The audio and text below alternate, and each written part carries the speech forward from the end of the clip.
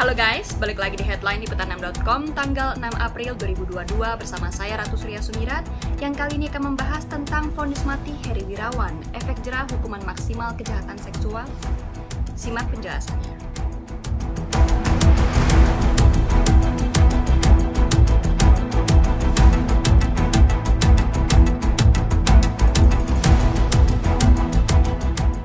Pengadilan Tinggi Bandung menjatuhkan vonis mati kepada terdakwa kasus pemerkosaan terhadap 13 santriwatinya Heri Wirawan. Vonis banding itu dibacakan pada Senin 4 April 2022. Putusan banding itu lebih berat dari vonis yang dijatuhkan pada pengadilan tingkat pertama, yakni hukuman pidana seumur hidup. Vonis ini juga sekaligus memperbaiki sejumlah putusan Pengadilan Negeri Bandung, salah satunya terkait restitusi. Putusan banding yang memperberat hukuman Heri Wirawan ini disambut baik para korban dan keluarganya. Mereka merasa bahwa vonis mati terhadap Heri Wirawan adalah keputusan yang adil.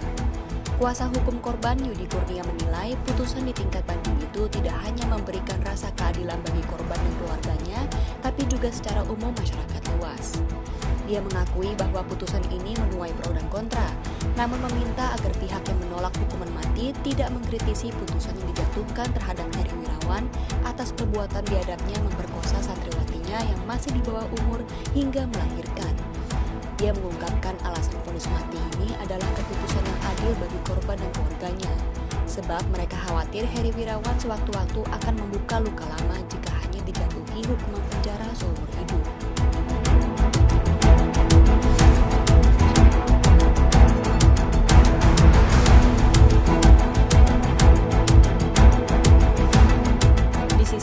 Amnesty International Indonesia menilai apa yang dilakukan Heri Wirawan sangat jahat, tidak manusiawi, dan sangat merendahkan martabat korban. Kendati begitu, Amnesty tetap pada prinsipnya, yaitu menolak hukuman mati terhadap apapun bentuk kejahatannya, tak terkecuali kasus Heri Wirawan. Peneliti Amnesty International Indonesia, Keanu Arif, menyatakan bahwa berbagai riset yang dilakukan sejumlah lembaga internasional, termasuk Amnesty, menunjukkan bahwa hukuman mati tidak menimbulkan efek jera. Buktinya, angka kasus kejahatan luar biasa seperti narkoba hingga terorisme masih tinggi. Amnesty pun fokus pada upaya mendorong pengesahan rencana Undang-Undang Tindak Pidana Kekerasan Seksual, sebab payung hukum itu diyakini dapat memberi rasa keadilan bagi korban. Kemudian, pakar hukum pidana dari Universitas Trisakti, Abdul Fikar Hajar menilai bahwa Majelis Hakim PT Bandung telah memperhatikan rasa keadilan bagi masyarakat, terutama korban, sehingga menjatuhkan vonis mati terhadap Heri Wirawan. Meski begitu, dia berpendapat bahwa hukuman mati yang selama ini diterapkan di Indonesia tidak berhasil membuat efek jera pelaku kejahatan serupa. Secara pribadi, Abdul Fikar tidak setuju dengan penerapan hukuman mati, sebab kematian merupakan otoritas Tuhan, sehingga siapapun tidak berwenang menghukum mati atau mematikan orang lain.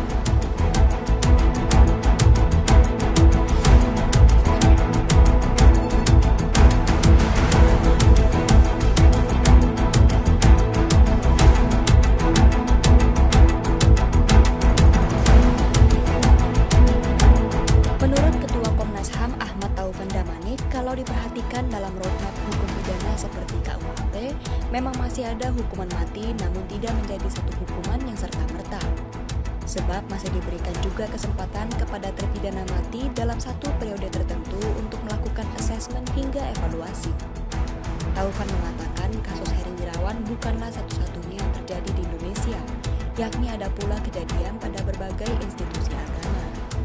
Kemudian, The Institute for Criminal Justice Reform atau ICJR turut angkat suara terkait putusan hukuman mati yang dijatuhkan Pengadilan Tinggi Bandung terhadap Heri Wirawan. Mereka menyayangkan putusan itu, sebab hukuman mati bisa menjadi presiden buruk bagi proses pencarian keadilan korban kekerasan seksual. ICJR meyakini tidak ada satupun bukti ilmiah yang menyebutkan bahwa pidana mati dapat menyebabkan efek jera, termasuk di dalam kasus perkosaan.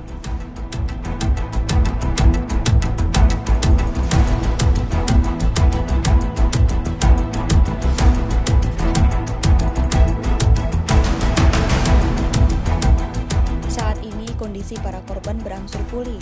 Secara psikologis, kondisi mereka membaik dan sudah mulai beraktivitas secara normal. Namun, masih ada satu korban yang baru saja melahirkan, terkadang tiba-tiba menangis sendiri.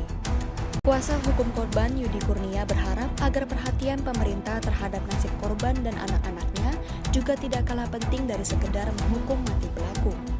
Jangan sampai komitmen pemerintah hanya sebatas di lisan ketika kasus sedang menjadi sorotan publik. Restitusi atau ganti rugi juga dibebankan kepada Heri Wirawan untuk korban senilai lebih dari 300 juta rupiah yang sebelumnya dibebankan kepada negara. Secara terpisah, kuasa hukum terdakwa Heri Wirawan, Ira Mambo, mengaku belum bisa memberikan tanggapan atas vonis mati tersebut, termasuk soal upaya hukum lanjutan yang akan diambil. Ira berdalih belum menerima salinan berkas putusan tersebut. Sebelum berkas putusan banding berada di tangannya, pihaknya belum bisa memberikan tanggapan.